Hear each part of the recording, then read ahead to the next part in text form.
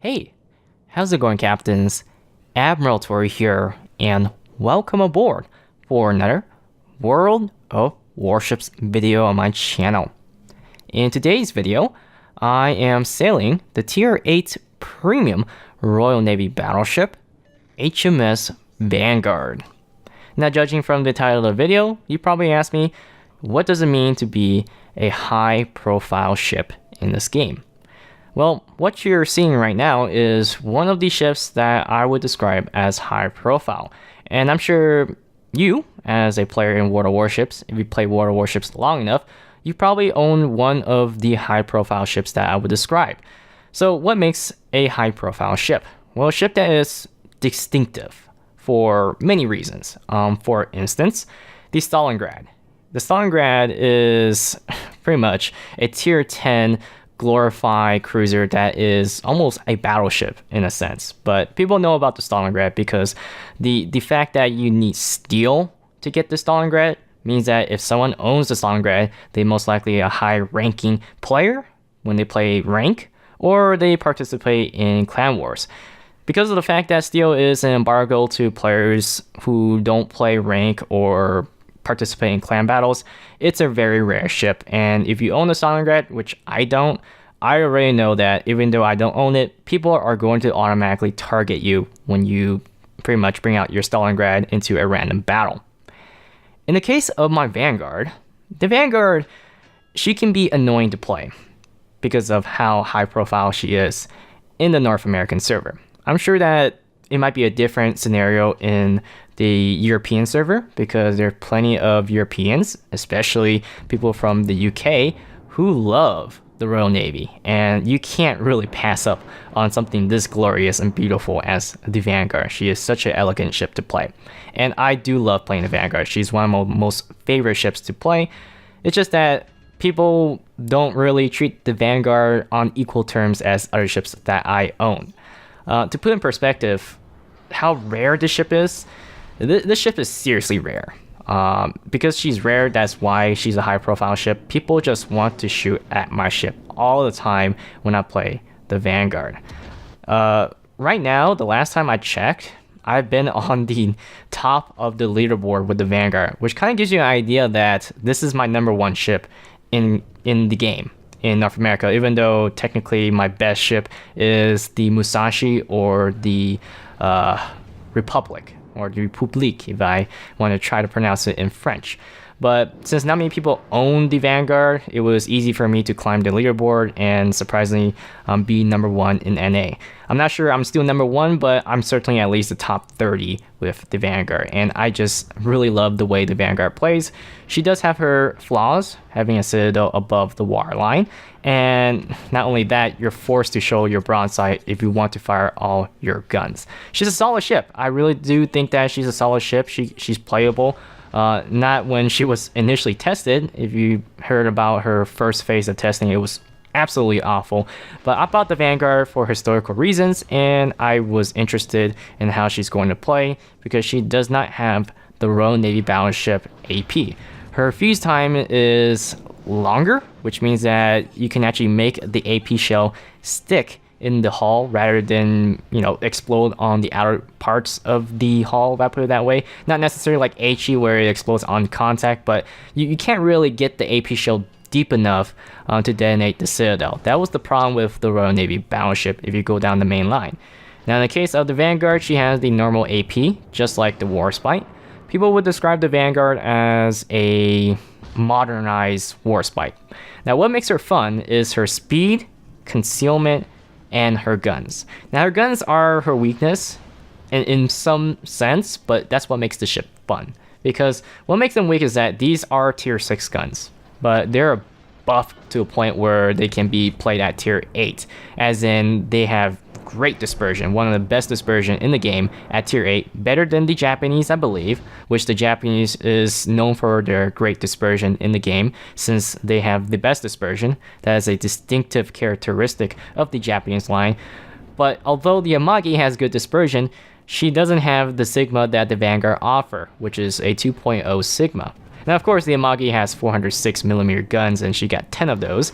Vanguard, the weakness of these guns are the caliber, which is 381 millimeters. That is battleship caliber, but it's small at this tier. When you're looking at 406 millimeters from the North Carolina, Iowa, or bigger guns like the 460 from the Yamato, generally you can't really join the big gun club unless you have at least 400 millimeters at that tier. So she got small guns, but these guns are fun to use because they hit their target most of the time. Yes, these guns are super accurate, but also really bad at times. And part of that reason is because of how flat the trajectory of the shells can be, which is part of the reason why if you own the Vanguard, even though the Vanguard is accurate on paper, she can be inaccurate because her shells are going too fast. It's too flat. It's really easy to miss, if I put it that way. But in most cases, if you can just keep shooting, especially when you have a 25-second reload time, it shouldn't be a problem with Adrenaline Rush. Now, you're going to see me in this game that one thing I really abuse on the Vanguard is keeping my health pool at 50% and not using my repair party. Her repair party is really nice, and I think she's probably the only Royal Navy battleship that has this type of repair party. She doesn't have the super repair party that you find on the Lion, Nelson, or Conqueror, but she still has that efficient Royal Navy repair party compared to other nations. And part of that reason is because Royal Navy battleships with the Vanguard have 32 millimeters all over the ship, so it's really easy to just get penetration damage on the ship with HE, which is why people love to shoot at Royal Navy battleship. They take a lot of damage. To make up for it is the repair party.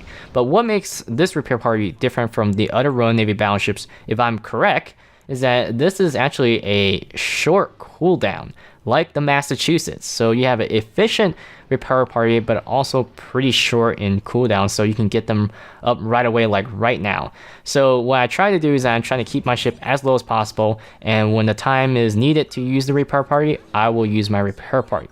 Now, why am I trying to keep my health pool low? Well, if you play World of Warships long enough, you probably know the answer, but if you don't know the answer, well, it's a simple fact that I'm just trying to make full use of my Adrenaline Rush.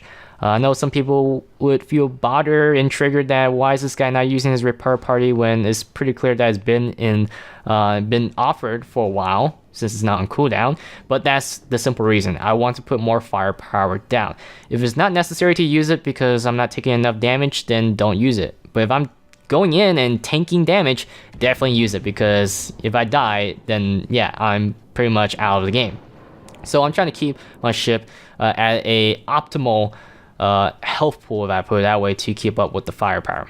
And you notice that how really the Vanguard is pretty bad with the fire angles. You're just really forced to shoot at targets. But right here, this Kutuzov, and again, I'm talking about high profile ship. This Kutuzov has been really annoying me the entire match in the beginning part by shooting at me over everyone else. I have been games where, well, the game before this game you're watching, I was at full HP, and it just so happens to be on north, except that I spawned on the east side where the sea flag is at, and for whatever reason, people just target me. Again, the ship is rare. On average, I get 3 to 4 people just target me with the priority target that indicates how many people are targeting me. And in that game, which kind of illustrates my typical day, there is a battleship in front of me, 10 kilometers away from the enemy, full HP, and for whatever reason, cruisers and battleships want to shoot at me when I'm trying to flee at 17 kilometers.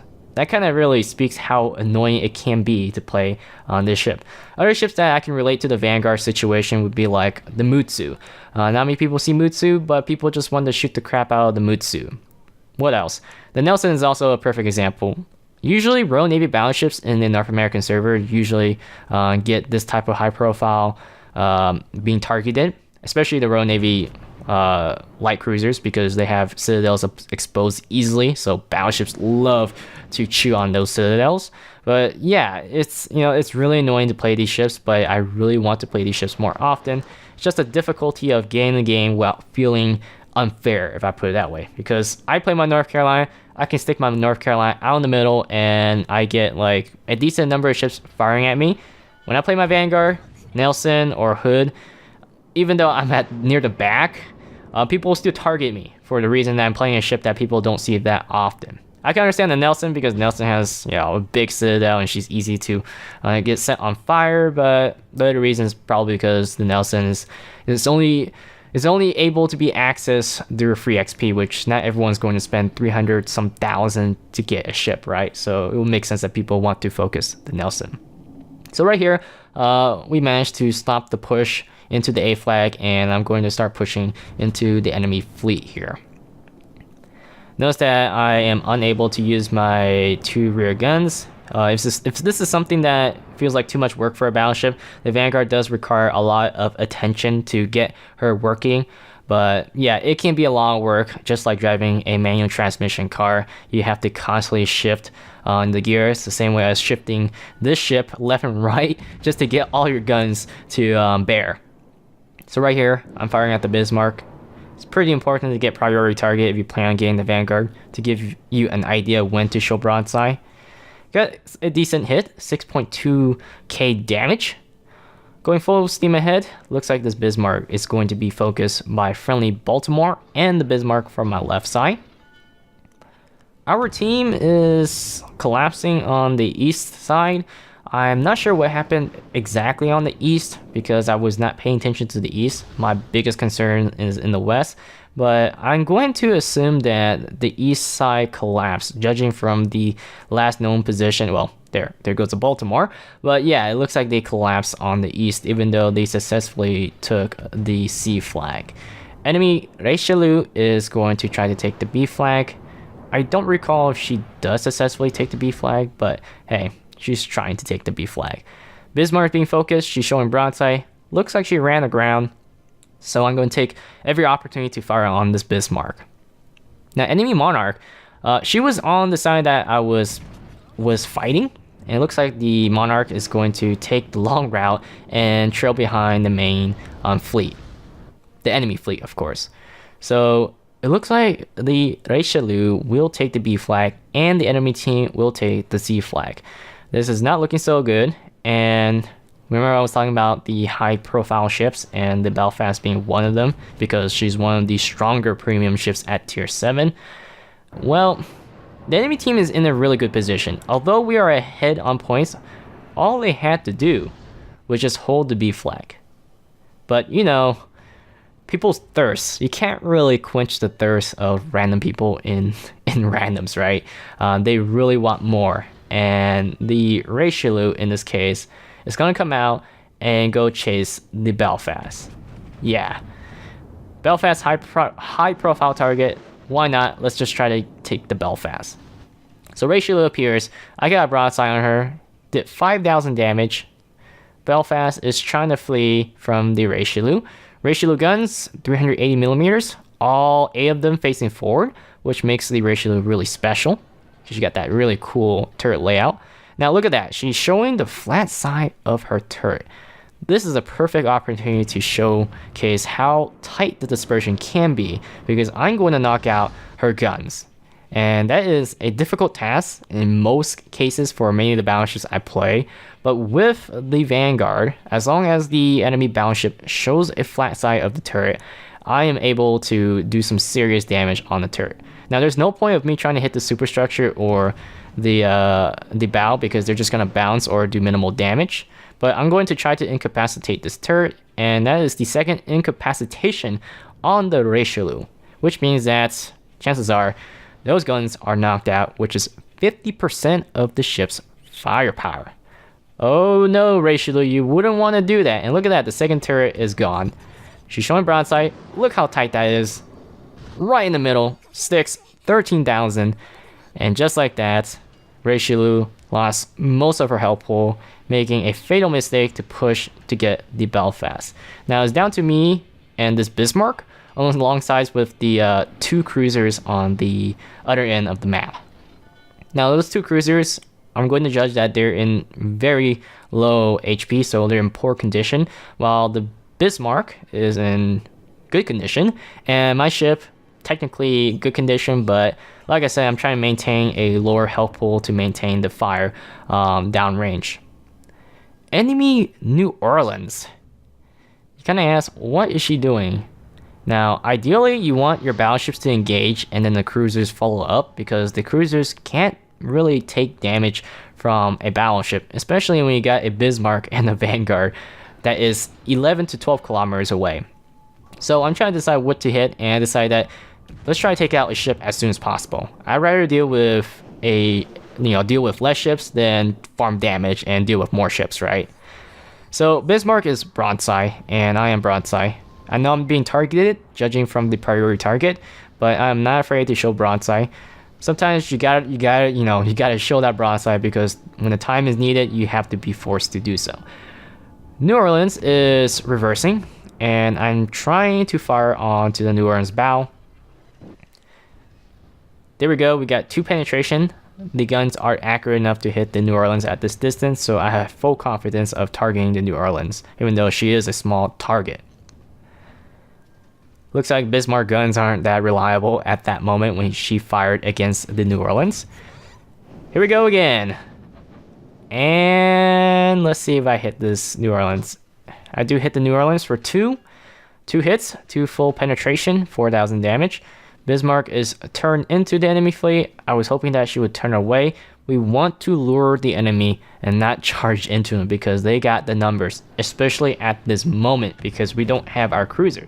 Now I'm trying to cut my speed from going full to half to full, going back and forth, trying to maintain enough time. And right there, we took out the New Orleans. 1 less ship to worry. Monarch is angled, so now it is time to focus the Monarch. One thing about the Vanguard, if you have never played the Vanguard, you want to adapt to your shell type. So if you're facing a target that is angled, you want to switch to HE. When we're talking about battleships, of course. If it's a cruiser, then you're more than capable of overmatching, unless it's a tier 8 cruiser with 27mm of armor, because 381 cannot overmatch 27mm of armor.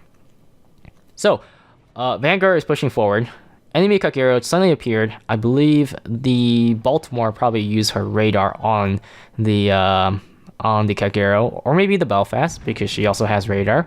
One of the many reasons why the Belfast is a high profile target. She has radar. People want to get rid of radar at tier 7. So Colorado showing broadside, easy target to penetrate, since the Colorado has 25mm of armor all over the place. Monarch is still maintaining the angle, so I'm going to switch to HE right here. Fire. That's a pretty tight salvo. Let's see what we get. Got 4 confirmed hits, 1 shatter, which most likely on the turret, but 3 full penetration on the superstructure. So there is 1 fire set on the Monarch. I'm going to maintain my HE here. Now, I should be paddling the Colorado, but I feel like the Colorado isn't the biggest concern, since the Monarch is the closest and she wants to sink our friendly Bismarck. So I made the decision not to just farm damage, but focus on the closest target. And unfortunately, the Monarch does take out the Bismarck. So now I am faced with the Monarch, and I have AP queued in. Hopefully we can get the AP downrange before the Monarch turns in, and let's see if this works. She's fairly angled. Yeah, got 1 full penetration. Looks like that full penetration was on the turret, so I didn't get any damage out of it. But I already switched to HE because she was going to turn in. Going to show broadside here. It's the only way to get the guns to all focus on the Monarch. Fire another salvo. Let's see what we get with this one. Now, HE isn't really effective against Royal Navy battleships because they have that repair party.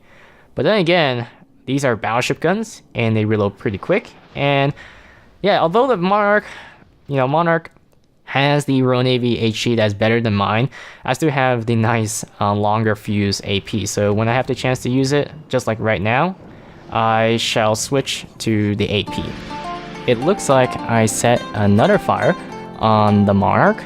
The AP is slowly reloading, and unfortunately, the game is going to end.